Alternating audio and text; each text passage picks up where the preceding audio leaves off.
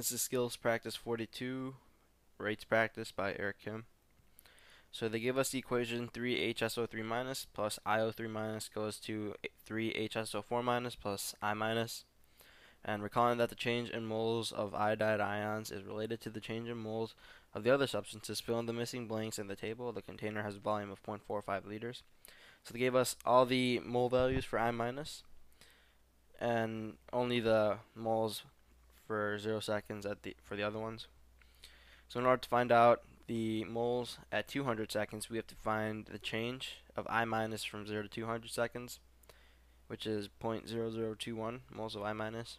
And then since I minus is in a ratio of 1 to 3 with HSO4 minus, we multiply I minus by 3, and then we add that to HSO4 minus because HSO4 minus is a product and it's gaining.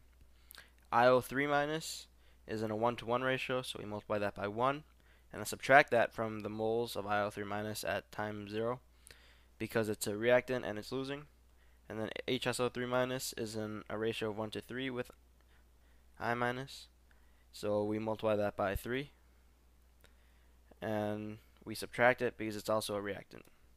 So the same thing with 400 seconds, but we have to find the change from 200 to 400 seconds.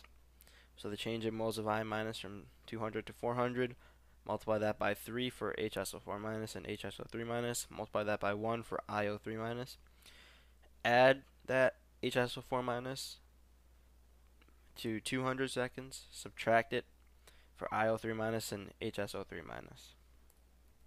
Same thing with 600 seconds, but we find the difference between 400 and 600 seconds, and then multiply by 3 for HSO4 and HSO3 minus, and multiply by 1 for IO3 minus.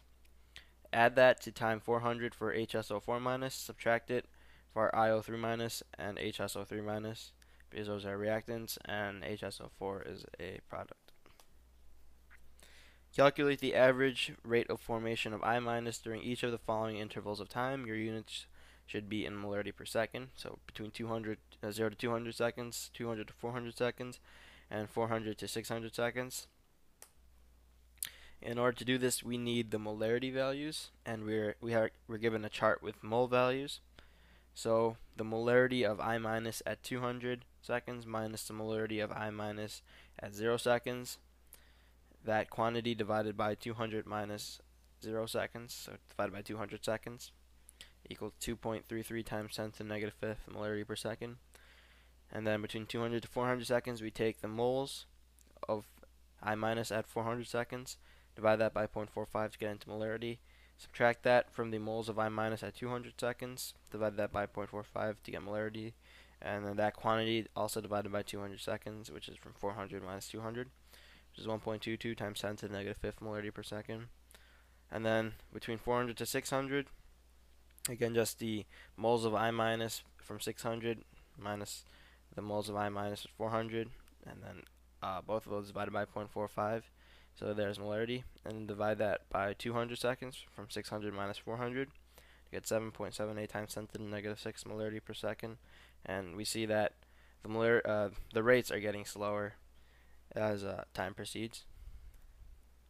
If the rate of this appearance of HSO3 minus was 0.0045 molarity per second, calculate the rate of appearance of I minus, and then we'll need the balance equation for this.